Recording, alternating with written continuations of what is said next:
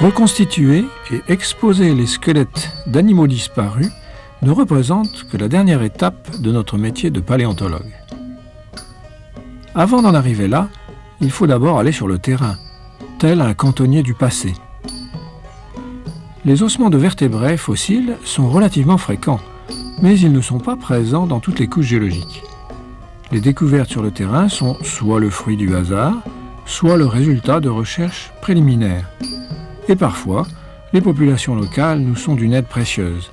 Elles nous ont permis de trouver de nouveaux sites riches en fossiles.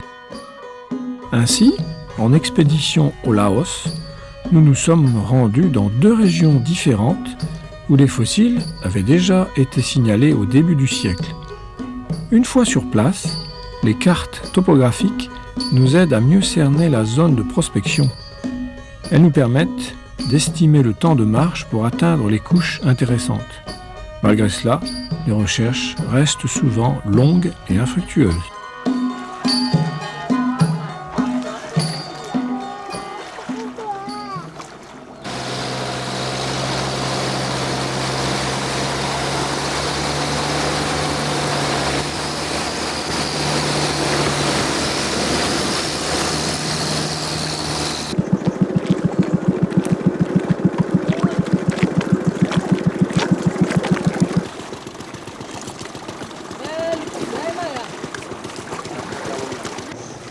Les premières prospections ont été faites dans le nord du Laos, près de la ville de Luang Prabang. Elles avaient pour but de trouver des fossiles de reptiles mammaliens vieux de 240 millions d'années. Ces ossements sont disséminés sur une grande superficie.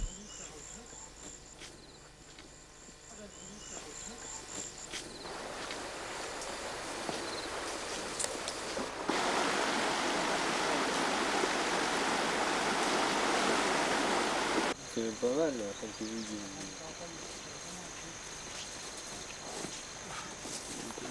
C'est là-haut.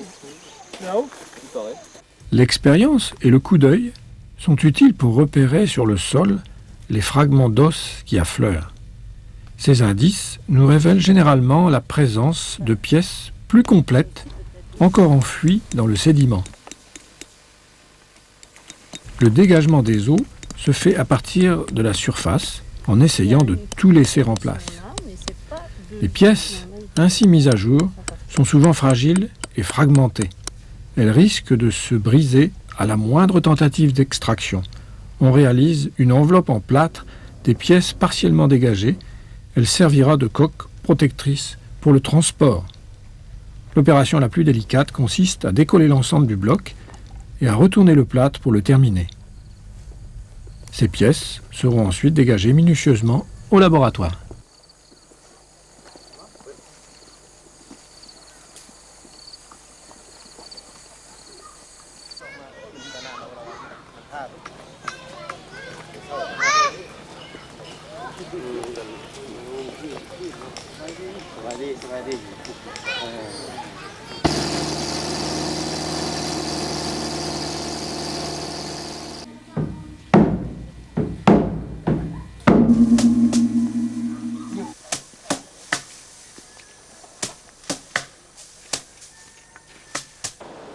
Tout comme les oiseaux nous laissent sur le sol des traces de leur passage, leurs ancêtres, les dinosaures, nous ont laissé des empreintes. Celles-ci sont particulièrement riches en informations sur le mode de vie, en particulier sur leur taille, sur leur posture et leur organisation sociale.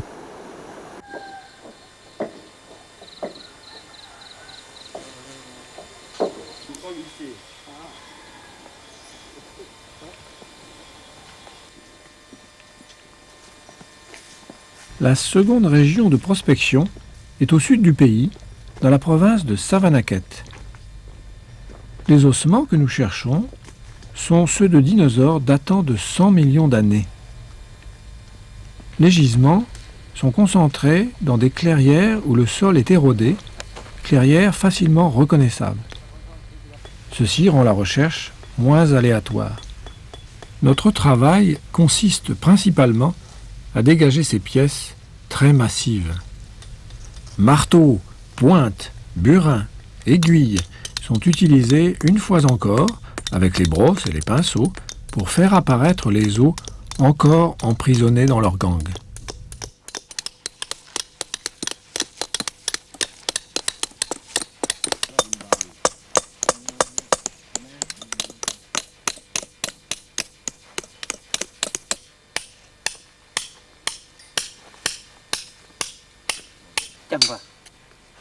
Ce travail demande un temps qui peut varier de quelques heures à plusieurs semaines selon la nature du sédiment. Au Laos, où le sol est relativement dur, le dégagement des pièces nous a pris plus d'1 mois.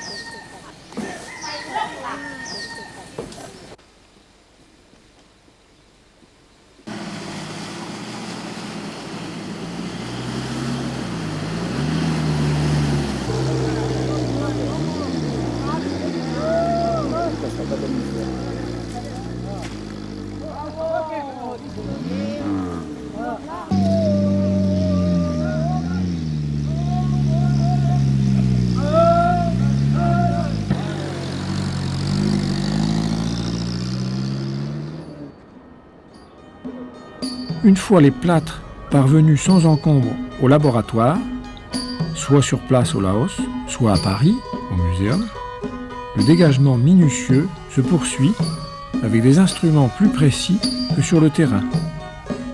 Marteau et burin laissent la place aux petits marteaux-piqueurs fonctionnant à l'air comprimé.